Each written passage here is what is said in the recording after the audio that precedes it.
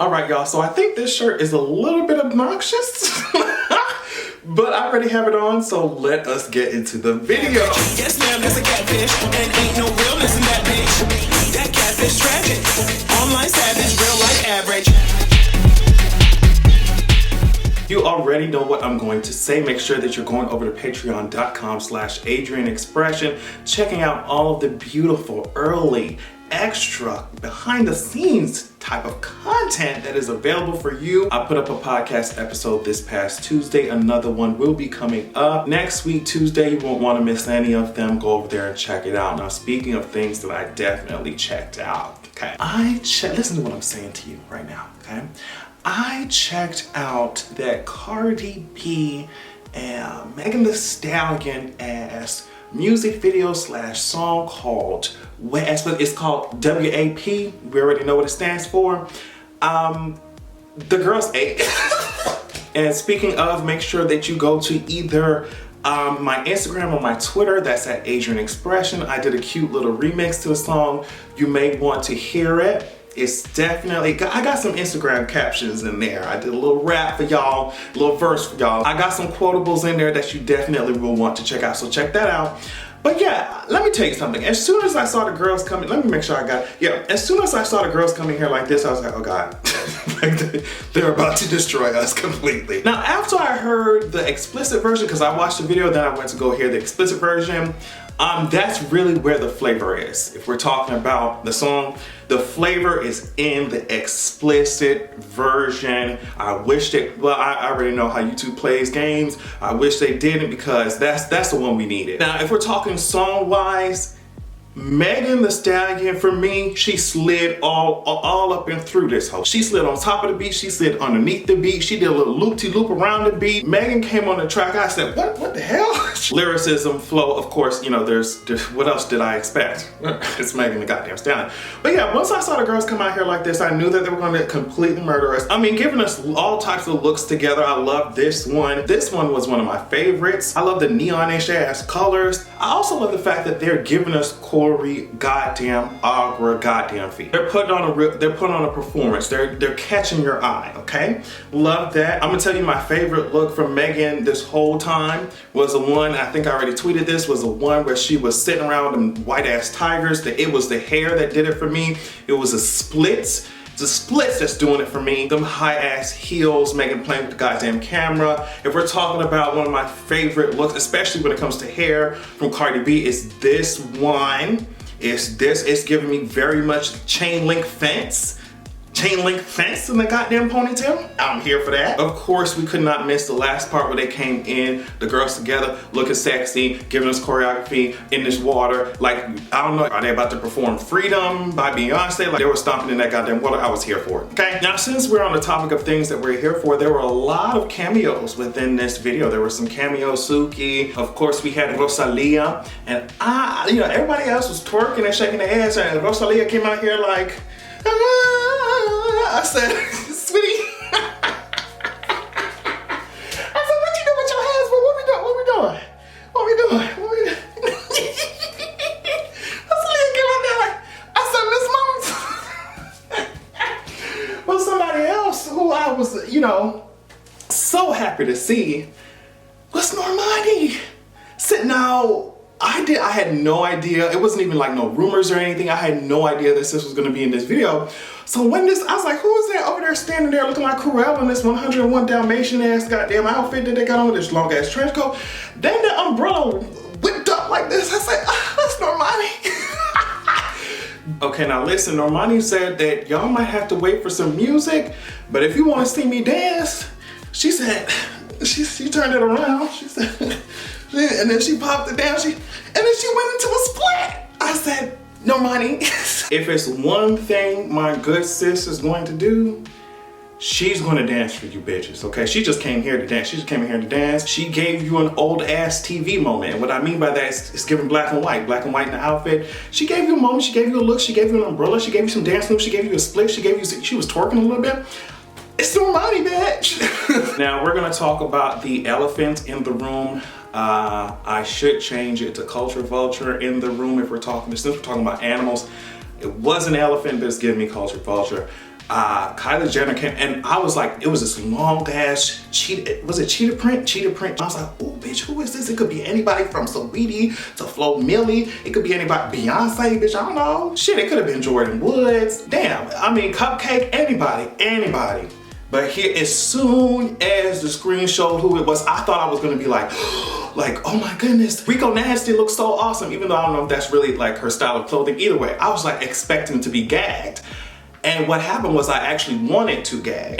There's a petition right now on one of them platforms, girl, and I think it has a couple hundred signatures by now, but there's a petition that says, get Kylie Jenner out of the WAP music video, and I wish I knew where it was right now so that I could go ahead and sign it. Kylie Jenner, we don't want your ass in the video. I don't care what Megan says, I don't care what Cardi says. We don't want your ass in the video. I might call me a hater, whatever it is, that's fine, but understand that I would have preferred a black female rapper be walking around like that, opening doors and shit. Why you opening doors in my house? Kylie Jenner, why are you opening doors to my goddamn house? Close these doors to and matter of fact, turn off the lights. Walking around, opening doors, walking into rooms and shit. Who house this is? I know you're used to just walking into somebody else's shit and just stealing everything that's there. Kylie Jenner, what the fuck you doing walking around my house? Leave in the comments who you would have preferred to take that role, to take that position other than Kylie Jenner. But all I'm saying is that I love this goddamn video.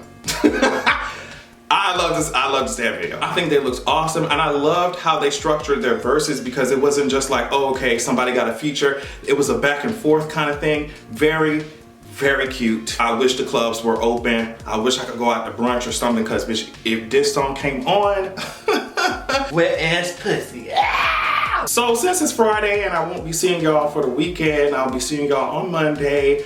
I just wanted to run through a couple of other topics because they were just, they were so big. I hate to shift the mood really quick like that, but we have to talk about it. And since we're on the music, when we're talking about music, let's talk about somebody in the music industry, Alicia Keys. Apparently she came out and said that she's going to be doing a skincare line. She's going to be creating a skincare brand. And if you saw James Charles and Manny trending, it's because they said the following. James Charles said, I'm sick of people who have no business coming out with makeup brands. That was hilarious to me. Manny said, does anyone else get slightly irritated when celebrities come out with entire makeup lines, especially when those celebrities don't even wear makeup? And so it's hilarious to watch when these things happen, because we already know how beautiful, amazing, talented Alicia Keys is. And we might poke some fun at her, but that's family. You already know what it is, like Black Twitter, Black fan, whatever. But when it comes to somebody outside of that group, outside of that set group, popping off at the tongue, we're just like, now wait a minute. All of Black Twitter was like, y'all need to sit y'all ass down. What the fuck you talking about? It's very interesting because they're like, oh my God, no, why is she coming? And they were subbing her, and then James Charles came out with this long ass apology. Oh my God, I just like, girl, Alicia probably don't even know this shit going on. Alicia is probably sitting somewhere next to her big ass grand piano. Maybe she took her piano to the goddamn beach or somebody's island to avoid COVID-19. She don't know what the fuck going on. James Charles came out here with this whole apology. So did Manny. I'm just like, who made y'all the gatekeepers of makeup? First of all. Second of all, sis ain't doing makeup, she's doing skincare. Third of all, yes, you should have done your research before you open your goddamn mouth. I just find it funny that people, specifically, y'all are men in makeup, right? And if people had been so serious about gatekeeping the makeup industry and the beauty industry, if they had been doing the same shit that you're doing to Alicia Keys, y'all ass wouldn't have no careers. Y'all are men in makeup. So I don't understand how y'all just come out here. It's just like, leave Miss Musician, talented ass black woman alone. Like, that's what we want y'all to do. The irony really jumped out really quickly. I just want to say that I hope that I can be like Keke Palmer when I grow up. Many people have already said it, but if it's one thing that Keke Palmer is going to do, it's called keep a goddamn job. Actually, it's called keep a couple of jobs.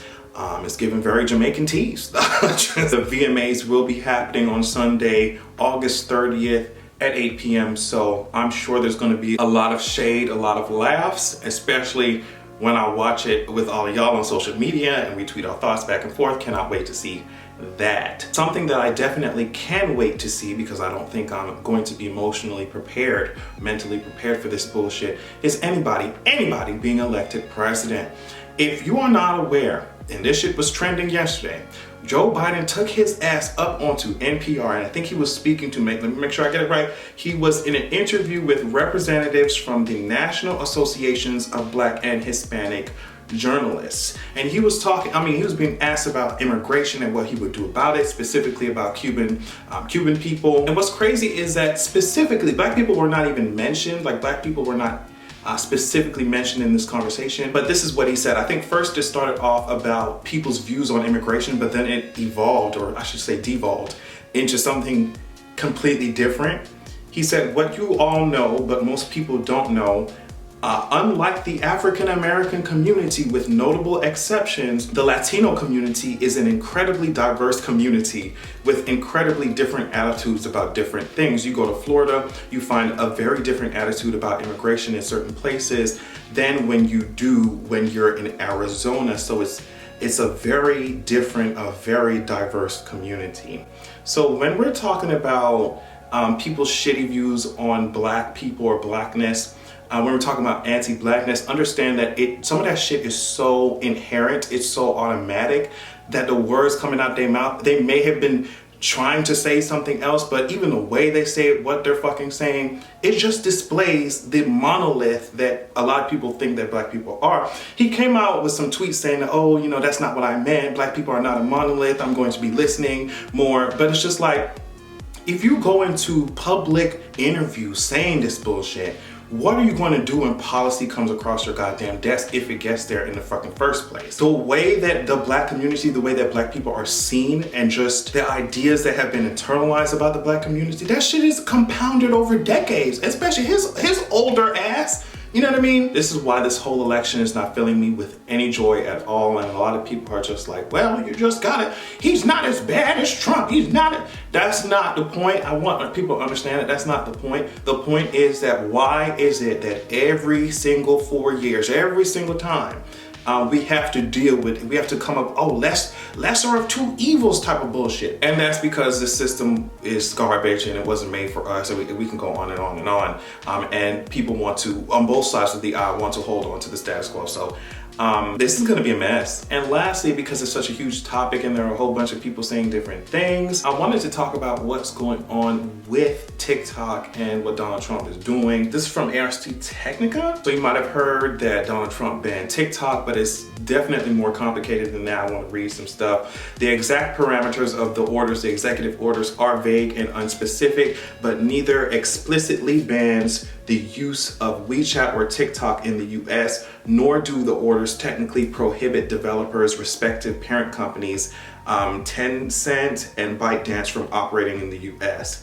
What the orders do ban, however, are transactions related to ByteDance or WeChat. So they say TikTok, like other social networks, makes money through both in-app purchases and selling advertising. It's possible that either or both of those revenue streams could be cut off by the order, as selling anything to users or to businesses could be considered a kind of transaction. So I find it interesting how the administration is trying to spin it. They are saying that, okay, it's because the Chinese government is using TikTok to take data and, espionage and all this shit. This is one thing from the administration that I found really hilarious. So they're saying that TikTok also, this is what the administration is saying, TikTok also captures the personal and proprietary information of Chinese nationals visiting the United States, thereby allowing the Chinese Communist Party a mechanism for keeping tabs on Chinese citizens who may be enjoying the benefits of a free society for the first time in their lives. And it's hilarious to me because Trump said he's gonna ban this shit if the Chinese do not sell it to Americans. Microsoft had already been in talks for buying this shit, but it's crazy because he's just like, oh, Chinese officials are gonna be in a free society for the first time. It's just like, what are you talking about? Because you don't like the way China is using their app to spread misinformation or to fuck people up. So you're just like, let me buy it so that I can do that. Like, oh yeah, we surely live in a totally free and awesome society, while they're protesting while people are angry as hell and dying, starving, discrimination, dying by police officers. Yeah, police state, yeah, free society. But yeah, the executive order is definitely going to be challenged in court. TikTok said, we will pursue all remedies available to us in order to ensure that the rule of law is not discarded and that our company and our users are treated fairly, if not by the administration, then by the US courts. They're definitely going to challenge this shit in the courts. We'll see what happens. But that's what's going on with TikTok. If you're wondering, I think I've run my mouth for enough time. Thank you all so much for watching. Make sure that you check out patreon.com/AdrianExpression. I really appreciate those of you who have signed up. I love you all so much. Make sure that you have a good weekend and also a good goddamn evening.